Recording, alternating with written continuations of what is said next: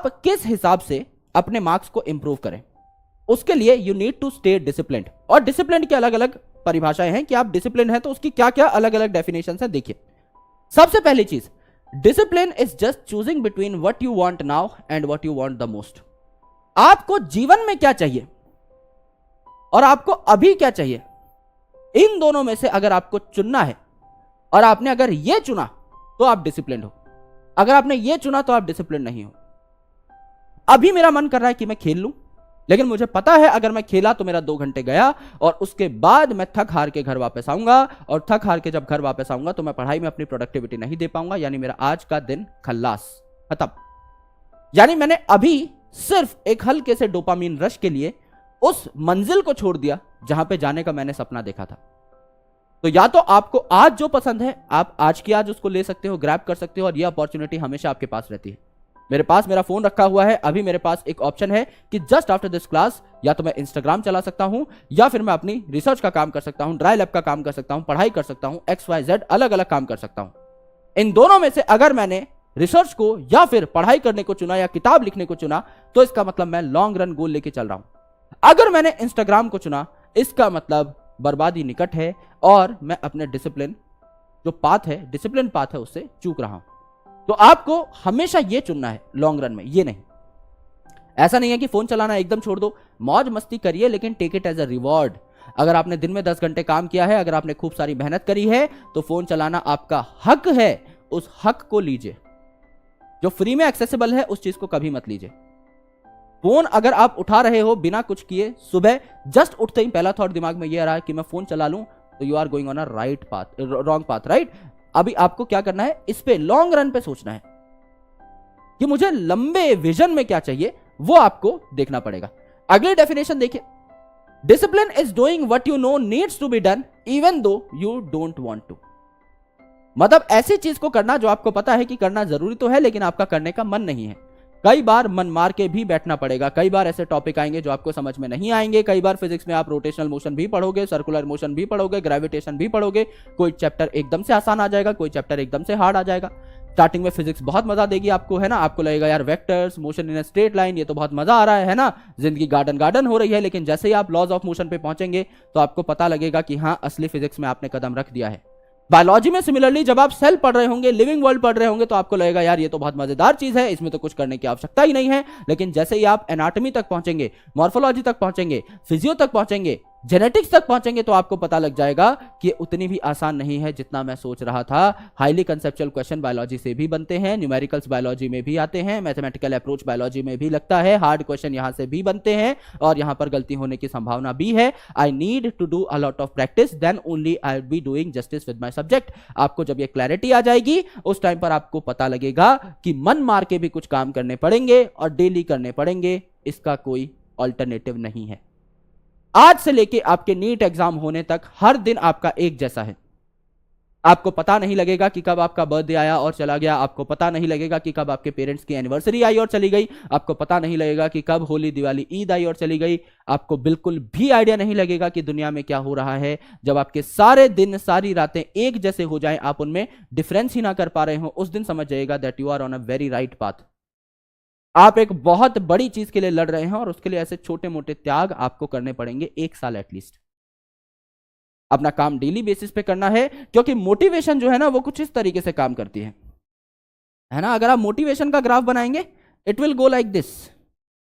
आज भैया वीडियो देख लिए, बहुत तगड़ी मोटिवेशन आ गया, कल फिर डाउन, फिर मोटिवेशन वीडियो देखी, फिर डाउन, फिर मोटिवेशन वीडियो देखी, फिर डाउन, फिर मोटिवेशन वीडियो देखी, फिर डाउन, फिर मोटिवेशन वीडियो देखी, फिर डाउन। हर बार अगर आप गौर फरमाएं, अगर आप गौर करें तो हर बार ये ग्राफ नीचे की साइड जा रहा है। क्यों सर? क्योंकि पहली बार आपको मोटिवेशनल वीडियो जैसी हिट करती है, दूसरी बार वैसी हिट नहीं करती। आपको उस मोटिवेशनल स्पीकर की बातों से उतना फर्क नहीं पड़ रहा होगा जितना पहली बार पड़ा था, क्योंकि पहली बार डोपामिन रश सबसे ज्यादा होता है। पहली बार आप किसी की भी बात सुनेंगे वो बातें आपको झकझोर के रख देंगी if this is your first time. लेकिन जब आप धीरे धीरे उन्हीं बातों को सुनते चले जाएंगे तो आपका दिमाग उन बातों को प्रोसेस करना बंद कर देगा। आपको लगेगा ये तो वही सुनी सुनाई बातें हैं जो करके मैं फेल हो चुका हूं, तो मेरे लिए तो कुछ नया इसमें है ही नहीं। एंड अल्टीमेटली वो बातें आपको कम एक्साइट करेंगी, कम एक्साइट करेंगी, कम एक्साइट करेंगी, और धीरे धीरे motivational level despite of watching the videos कम होता चला जाएगा। लेकिन दूसरी तरफ जो ग्राफ है ये है आपका डिसिप्लिन का ग्राफ, और ये डिसिप्लिन का ग्राफ जो है ये शुरू होता है कम से, लेकिन धीरे धीरे आप अपनी आदतों को बूस्ट करते रहते हो और आप एक दिन जे कर्व पकड़ लेते हो और अचानक से इस सारी मोटिवेशन के पहाड़ों को चीरते हुए ऊपर निकल जाते हो। यह है डिसिप्लिन। आज आप 4 घंटे पढ़ते हो लेकिन आप डिसिप्लिन हो, आप डेली 4 घंटे पढ़ रहे हो। 15 दिन बाद अगर आप 5 घंटे भी पढ़ोगे तो आपको कोई प्रॉब्लम नहीं आएगी, बिकॉज आपको आदत है। वो 4 घंटे आपका दिन का रूटीन है, 4 घंटे आप डेली पढ़ते हो, आपको एकदम महसूस होने लगा है कि आपके दिनचर्या का एक पार्ट बन चुका है। तो 5 घंटे तक जाने में कोई बहुत बड़ी बात नहीं होगी। 5 घंटे से 6 घंटे पे जंप मारोगे 15 दिन बाद, कोई बहुत बड़ी बात नहीं होगी। एंड धीरे धीरे आप दिन का 11-12 घंटे पढ़ने लग जाओगे। ऐसा ही होता है। अगर आप सोच रहे हो कि सर आज मैं एक टाइम टेबल बना लूं और टाइम टेबल में मैं वही सारी बातें लिख दूं जो आज तक मैं लिखता आया था, 4 AM वेकअप, 5 AM तक मेडिटेशन, 6 AM पढ़ने बैठ जाऊंगा, 12 बजे तक पढ़ूंगा, रोटी पानी भी 12 बजे के बाद ही खाऊंगा, then you are going to fail miserably. Within 2 days आप अपने हाथों से बनाया हुआ टाइम टेबल फाड़ दोगे और उसे डस्टबिन में फेंक दोगे। और ये ना जाने आपके साथ कितनी बार हुआ होगा आज तक, बिकॉज हम कभी भी जब भी सोचते हैं ना टाइम टेबल बनाने के बारे में तो अपने मोस्ट मोटिवेटेड स्टेट में सोचते हैं। हमें ऐसा लगता है कि आज मुझ में इतनी एनर्जी है, मैंने एक वीडियो देख ली है, आज मेरे अंदर जुनून है, जज्बा है, तो मुझे लगता है कि मैं 12 घंटे भी पढ़ पाऊंगा। और वो बात 1-2 दिन के लिए ठीक भी है, लेकिन लॉन्ग रन में वो सस्टेनेबल है ही नहीं।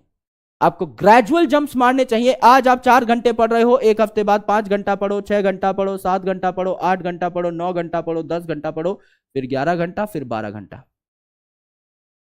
यहां तक अगर आप ग्रेजुअली पहुंचे हैं स्टेप बाय स्टेप, तो आप इस पूरे के पूरे चेंज को सस्टेन भी कर पाएंगे। लेकिन अगर आप डायरेक्टली 4 घंटे से 12 घंटे जा रहे हैं, then this is a 3 times jump. ये एक 3x जंप है। कोई काम अगर आप आज x टाइम के लिए कर रहे थे तो आप 3 गुना थोड़ी करने लग जाएंगे। अगर आज आप 2 रोटी खाते हैं एक टाइम की, तो मैं आपको 6 रोटी खाने के लिए कह दूं, then that would be unsustainable, because आपकी आदत ही नहीं है उतना खाने की, आपकी डाइट ही नहीं है उतनी। लेकिन अगर आप 2 रोटी खाते हैं और मैं 2 रोटी के ऊपर एक और निवाला तोड़ के आपको ऑफर कर दूं, तो आप खा लोगे, because that is a small change. छोटे छोटे चेंजेस अक्यूमुलेट होकर बड़ा रिजल्ट देते हैं। लेकिन अचानक से बड़ा जंप मारने की कोशिश करेंगे तो फेल हो जाएंगे। इसीलिए धीरे धीरे चलेंगे, प्यार से चलेंगे, राइट। ये आपका मोरल है कि डिसिप्लिन जो है it beats motivation in long run. तो डेली डेली स्लो पॉइजन नहीं लेना है, मोटिवेशन के चक्रों में नहीं पड़ना है। Motivation is important but only when you need. बिना बात ही तो डॉक्टर के पास नहीं बैठ जाते ना हम लोग जाकर के, जब बीमार हैं सिर्फ उसी टाइम पर जाते हैं।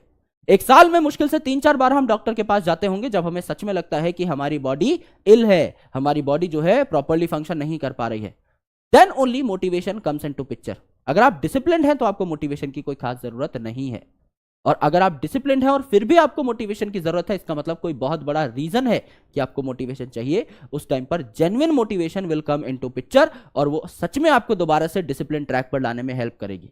लेकिन आप डेली अगर फुकरापना करोगे कि हाँ भाई बैठ के मैं तो वीडियो ही देखता रहूं, एम्स के कैंपस टूर ले लूं मैं तो, है ना, वहां पे कैंटीन कैसी है, मेस कैसी है, हॉस्टल कैसा है, ये सब देखता रहूं और मेरा सिलेक्शन हो जाएगा, आई will B living that dream, है ना, मैं मैनिफेस्ट कर लूं कि मैं एम्स दिल्ली पहुंच रहा हूं, या मैं AFMC पहुंच रहा हूं, या मैं CMC पहुंच रहा हूं, then that is not going to work out. उसके लिए आपको पहले काम करना पड़ेगा। अगली डेफिनेशन देखिए, motivation gets you going but discipline keeps you going. यानी एक बार सेल्फ स्टार्ट मारने के लिए मोटिवेशन ठीक है, लेकिन गाड़ी को अगर लंबी रेस तक भगाना है, एंड तक ले जाना है, डेस्टिनेशन तक पहुंचाना है, तो उसमें मोटिवेशन काम नहीं आएगा, डिसिप्लिन काम आएगा। कहने का ये मतलब है मेरे दोस्त कि दुनिया में ऐसी काफी चीजें हैं जो आप पसंद नहीं करते, लेकिन वो आपके रास्ते में आएंगी and you need to pursue them. Physics पसंद नहीं है, कम से कम नीट एग्जाम तक तो पढ़नी पड़ेगी। केमिस्ट्री पसंद नहीं है, कम से कम नीट एग्जाम तक पढ़नी पड़ेगी। बायोलॉजी का कुछ पार्ट, बॉटनी पसंद नहीं है, मॉर्फोलॉजी एनाटॉमी पसंद नहीं है, नीट सिलेक्शन होने तक तो पढ़नी ही पड़ेगी। चाहे मन मार के पढ़ो, चाहे खुशी खुशी पढ़ो, आई सजेस्ट कि हम खुशी खुशी पढ़ें, जिससे कि हमारा काम बढ़िया तरीके से होता रहे, राइट। चलिए।